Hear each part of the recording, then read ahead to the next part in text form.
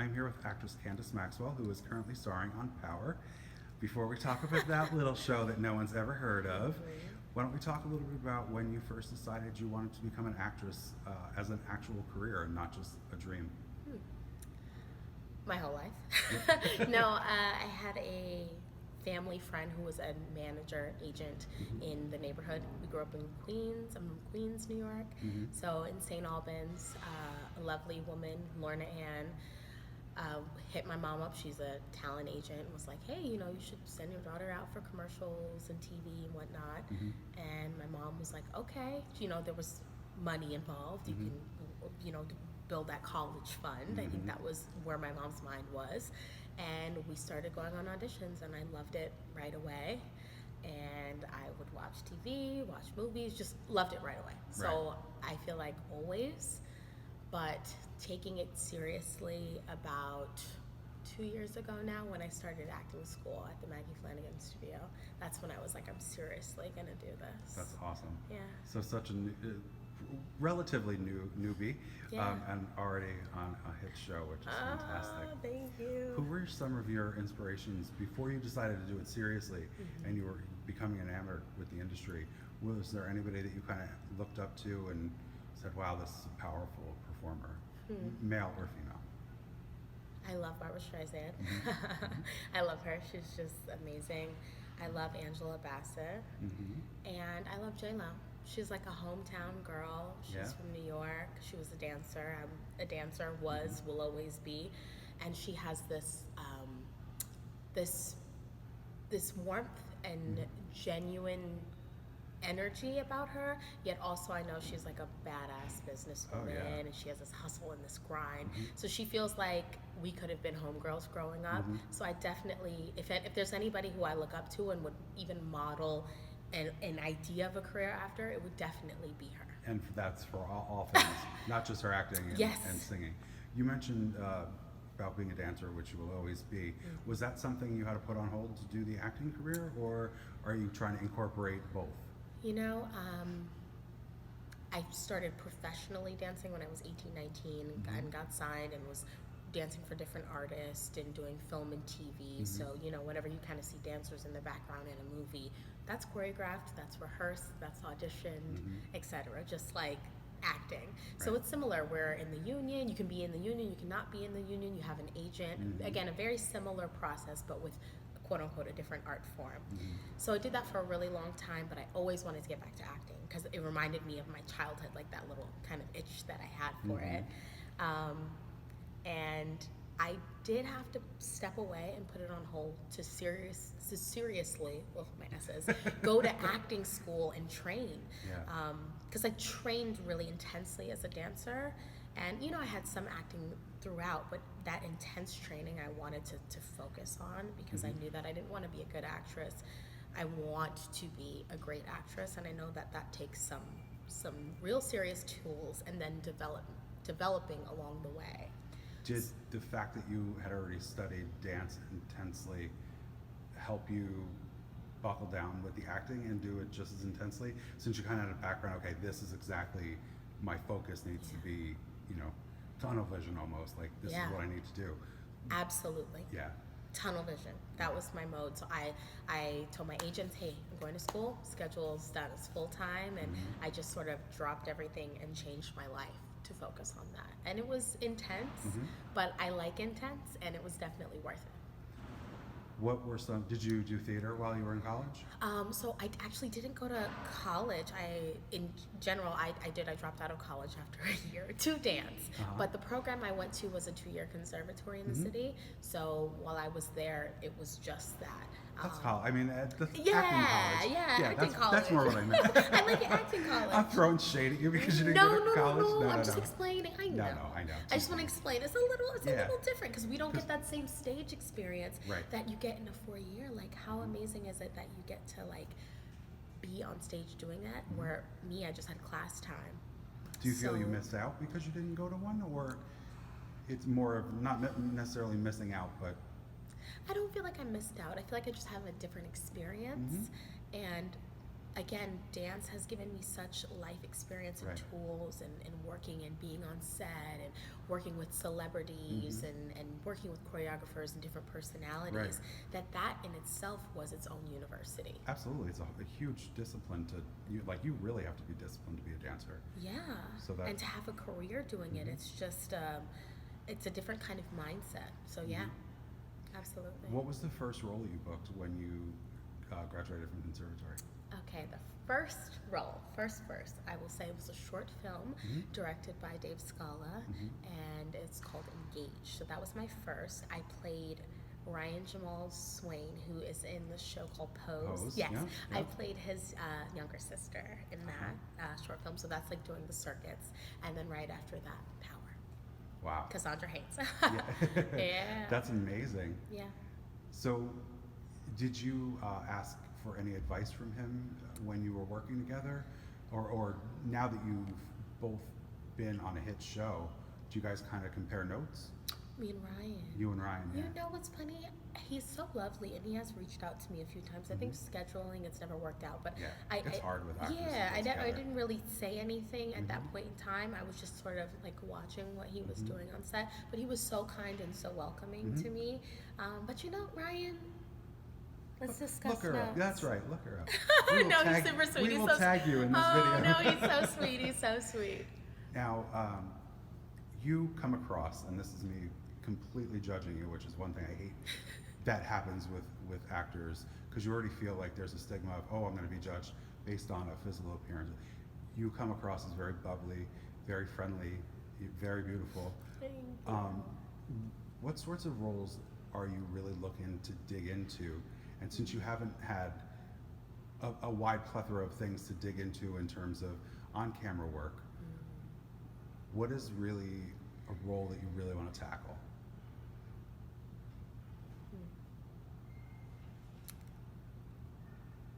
I would love to play a character. I mean, again, to me, all characters are complex, but I would love to play somebody who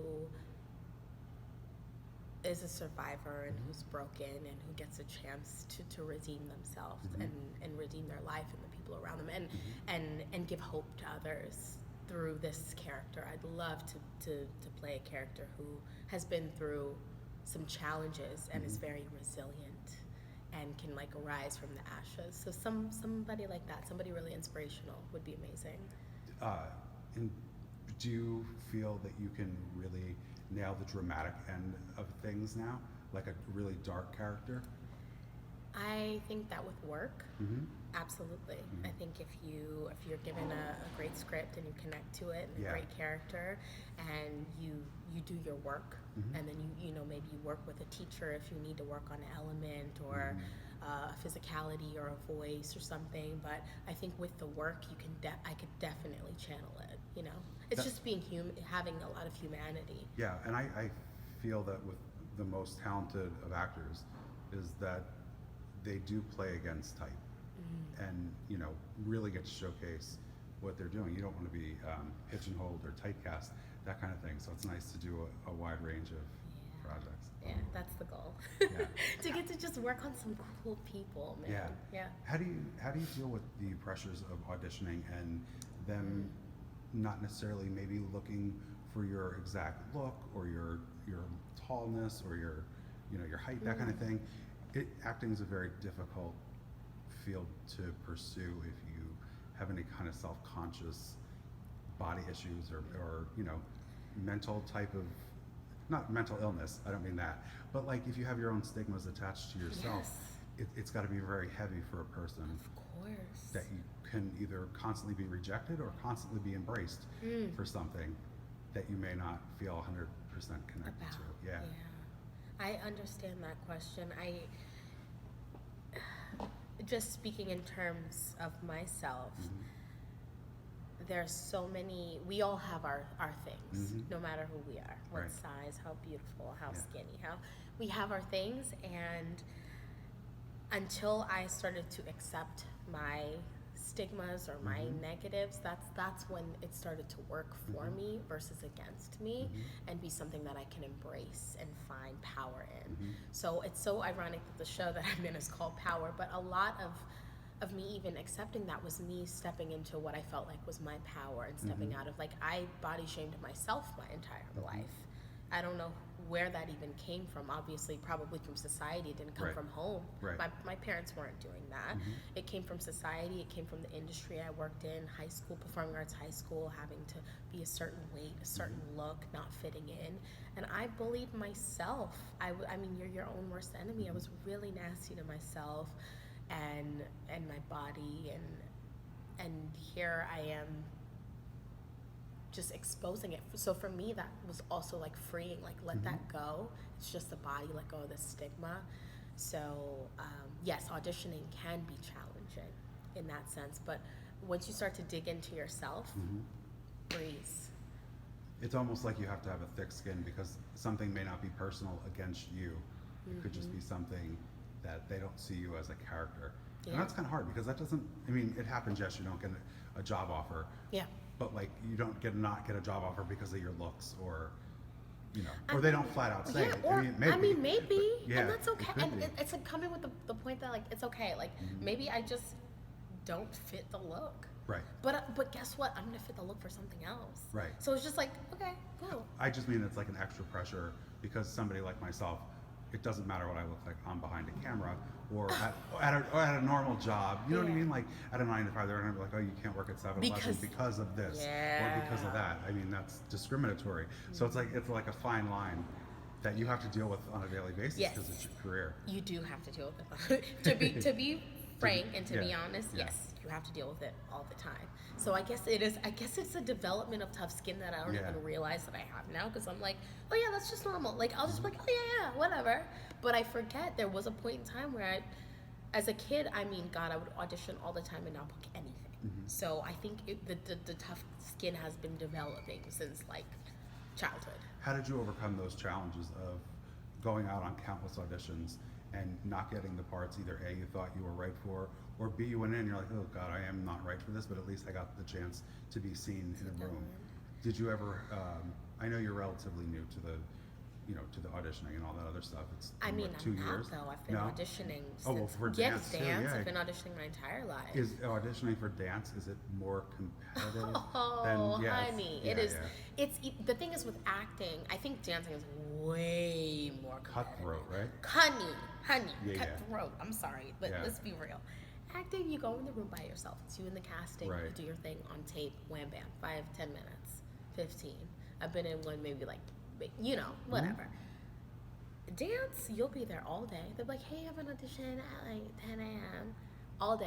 Yeah. I'm like there. 6:30. I'm 6:30 p.m. Yeah. You're going in groups. You're learning the combo right then and there. There's so much intensity and energy in the room. The choreographer's there. This is there, and it can be very high pressure. You can literally compare yourself to everybody in the room while you're learning the steps. Yeah. And if you're not focused on yourself, you'll be distracted. Right. So it's kind of like you're in the thick of it when you're in a dance audition. Like you gotta be focused and on and in the right place, but you can still bring like joy and energy to it. Right. So it's interesting, that dynamic. I mean, God, that could be a whole series. Just that and the mindset. It's insane. I can only imagine. It's insane. Yeah, it's and then crazy. cuts happen right then and there. Yeah, you're like, Callback. Sometimes callbacks. It just depends on the magnitude or what job it's for. But dance is like a cutthroat world. Yeah. Yeah. This is one of the questions that I hope I never have to, like, the more I do these interviews, the more that I hope that it doesn't even have to be a topic to cover, but diversity in the workplace is a huge issue, especially within the acting community. Do you feel that things are moving in the right direction? Or do you feel that it doesn't necessarily have to because people are looking for a specific person to play a part? My big thing is write a part and then hire the most talented person, regardless of color or nationality or that kind of thing. Yeah, I can see that. Yeah. I definitely think we're moving in a positive direction. There's always growth, and there may be like ebbs and flows to growth, but I definitely see it moving. I mean, I get called in, thankfully, all the time, which is amazing. But I don't think 2 years ago that was the case for someone who looked like me. So I Right. do think that there has been a huge shift. But at the same time, I could see how a writer maybe has a image in mind because they're writing something and they maybe go, that's what they see. Like, remember, people are sometimes writing from their scope. Right. So I think what the big issue is having more writers who are people of color, women, gay, LGBT, like, Absolutely. different writers coming into the room. Because if you only have a white male with one perspective writing all the stories, then yeah. Right. And even studio execs, we need studio execs. Tyler Perry, thank you, amazing what you're doing, Right. because you're going, I'm going to be a studio exec and I'm going to tell stories from a different perspective than just the white man's perspective Right. to say. And again, we are all one, we're all human, but we have different stories to tell. Right. So when you are now inclusive, there can Right. be more stories. Well, that's the thing, and I think people don't really understand the plight of any one group of people until they get exposed to it. Yes, exposure. There's such a negativity, even with the young girl who's going to be in the Little Mermaid. Oh my It's like, gosh. like she's Beautiful. an actress. She's obvious. Haley Bailey, right? It's like almost Halle Berry, but it's almost, not Haley. yeah. I'm sorry. Haley. No, beautiful you're. girl. Haley Berry. But oh my gosh, she's beautiful. But it's so stupid. Like, yes. like, are you gonna get somebody purple to play Ursula? Like, Yeah. like let the girl Just- wow you over and stop judging people. I agree. So, that hate just is again, that's just a self-reflection of those people giving her that. But Yeah. she's gonna shine. She's gonna shine. Yeah, like, I'm so absolutely. happy for her. Come on. Yeah, and that's what everybody should be. Like, do you want somebody to not be happy for you when you get your big job and your big Right. promotion? Like, the world needs to be a little bit more kind. Yeah. Speaking of kind, let's talk about Power. Everybody's so friendly. All the characters are like one big happy family on that show. Yeah. Uh-huh. They're killing everybody. Oh God, Talk a show's little about the crazy. process of booking Power. And did you know how many episodes you were going to be in going forward? They didn't tell me anything. Yeah. Just it was very vague. The audition happened. I got the sides like the day before, of course.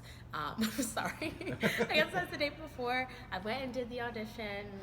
I just went and did it. I wasn't even thinking because I was headed on vacation with my family. Went to Ireland and got the phone call like 2 days later that I got the job. So I had to fly back Yeah. for a table read. Oh hi. Yeah. Oh, they're real. No, the Just a tables little back. mini Fantastic. interruption. You could hear all the tables being moved. Yeah, don't mind. So, whatever. I come back, have a table read, meet 50 right away. First person I meet. Courtney says hi to me. I'm like, wait, what is happening? These people who, like, are talking to me, like, by first name, like, hey, Candace. And I'm just like, hey. Yeah. I was like, I'm not supposed to be here right now. Right. But it was really cool and... So, when you first booked Power, did you know how many episodes you would be in, and are you allowed to say how many that you end up in? They did not tell me. It was all one kind of long surprise. Yeah. And I'm not allowed to necessarily say, but just keep watching It's because not the like they season can is kill so... you off because it's already done taping.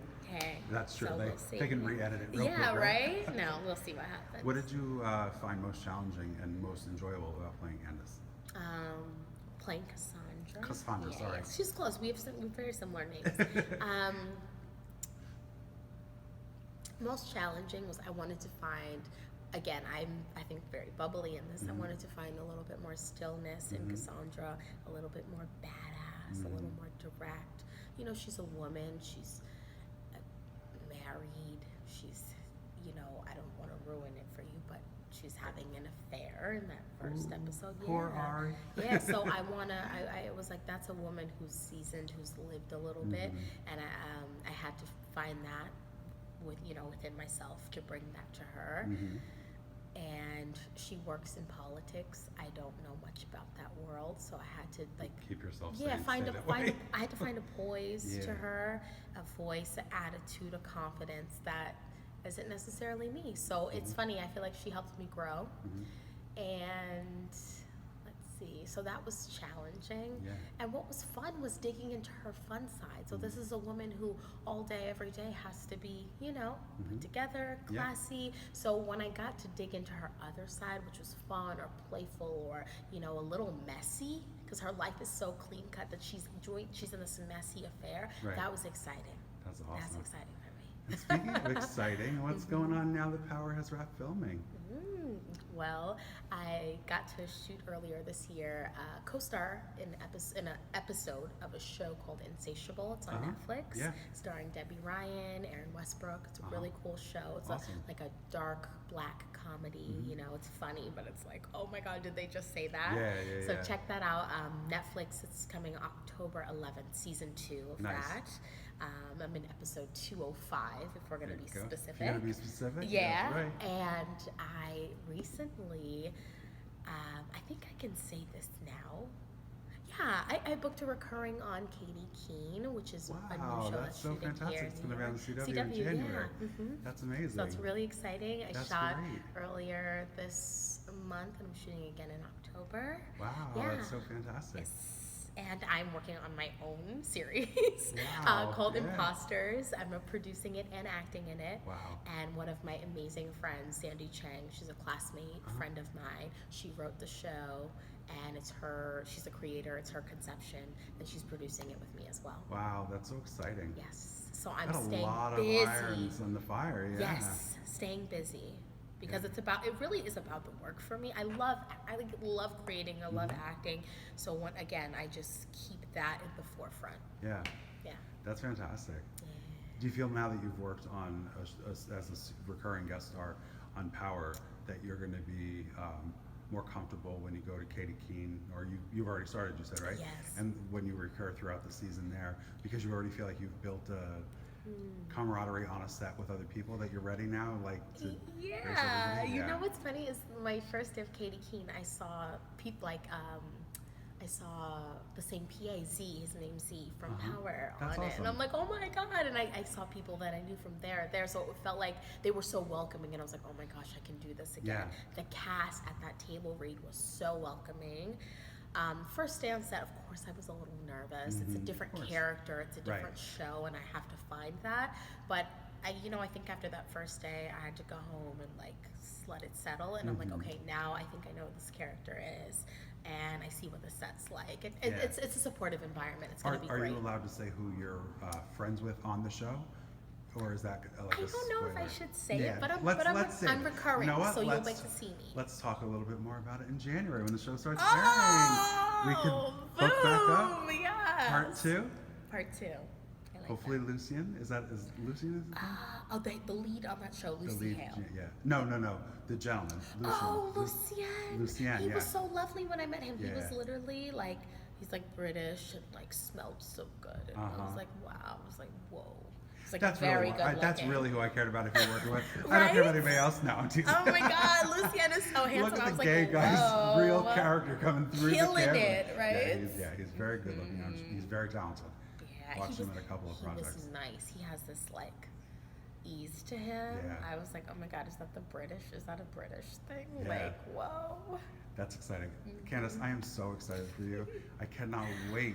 I was excited to do this interview. Right. Now I'm really excited to when we can really sit down and break open Katie Keene. I'm looking forward to it. Yeah, me too. And God knows by then you could have taken over the world. Who knows when you'll be booking after that? Oh my God, you're so nice. That's This amazing. is so cool. And that comes out in January, right? I don't know anything. Yeah, I'm pretty sure it debuts mid-season, like when the shows all come back from Christmas break. Unless it's a spring. This is so exciting. Yeah, that's a huge deal to get a CW show like that. Really? When you're in the CW family, they tend to use you a lot in different shows. Yeah. I mean, that's like a dream of mine. Like as a kid, I would watch. Like it was first like the WB, then it evolved. Right. But I've always been such a fan of the CW. Yeah. So for me, I'm just like, is this real life? They were always like these beautiful, pretty people that I would fantasize about. And I'm like, wait, that means I get to be one of those beautiful, pretty people for some little people. And I hope that they can be like, oh my God, she looks like me. And she's real. And she's, like I've got frizzy, curly hair and I'm so awesome. imperfect. They're very inclusive. That's a very inclusive channel. They do a lot with integrating a lot of different types of people. So that's amazing. Yeah, I'm so happy to be a part of that. Well, I cannot wait to sit down with you in January. Oh my God, thank you. You have a good night. I hear the subway coming soon. Bye. Thanks so much, Candance.